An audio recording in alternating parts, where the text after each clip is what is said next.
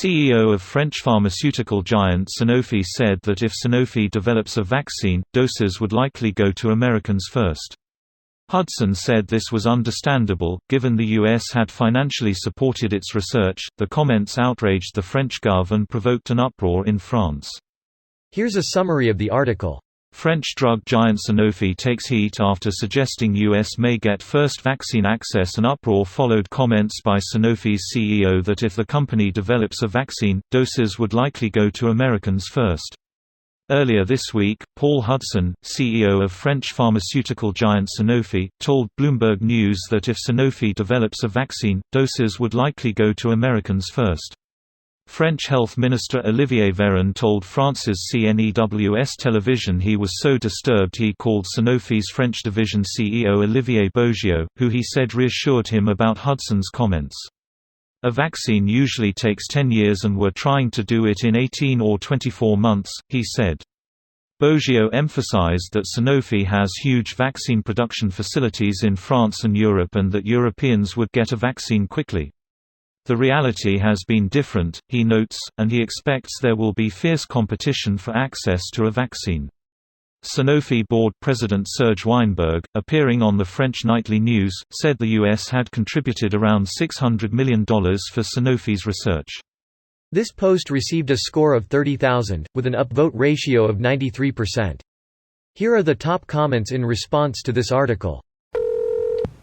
President Emmanuel Macron was said to be shocked by the revelation from a company that is considered a champion of French industry and is given €150 million $162 million in tax exemptions every year. Somebody is losing exemptions pretty soon. They'll be exempted from exemptions. All my exemptions live in Texas, which is why I headquarter my LLC in Tennessee. I wanted to do that with Delaware, but I feared no one would get it. As someone with a Delaware LLC, I get it. Do you have several supercars registered in Montana? No, but I have a moped titled and plates from Pennsylvania. They have an insanely simple system of claiming ownership that just so happened to complement a different state's system of claiming ownership, this avoiding the need to show any proof of ownership period. I'm amazed it hasn't been shut down by now. Huge security flaw. I won't say the second half of the process because I don't really want anyone else figuring it out. What is the benefit to being plated in PA? Also be careful with this. Unless you are using a specialty insurance company like Hagerty that caters to Montana plates, they will drop you for registration irregularities if you are in an accident. The medical bills for being hit by a car while on a scooter would not be small. It's been a while since I looked, but around 2009, one half of all sales of pharmaceuticals in the world were in the U.S. This is because of differential pricing, with U.S. consumers paying many times more for the same medication as non-U.S. consumers.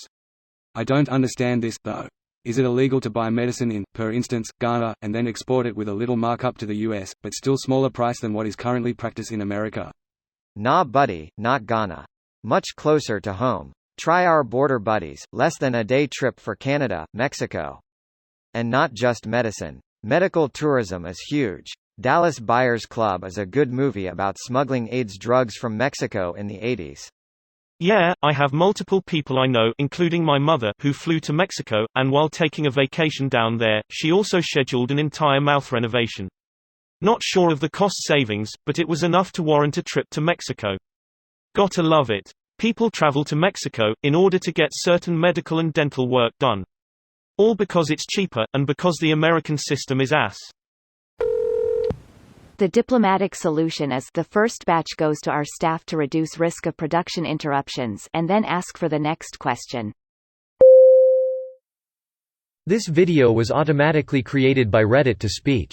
The article and comments in this video were selected from Reddit according to their upvotes, and any paraphrasing was performed by smmry.com, without any human intervention.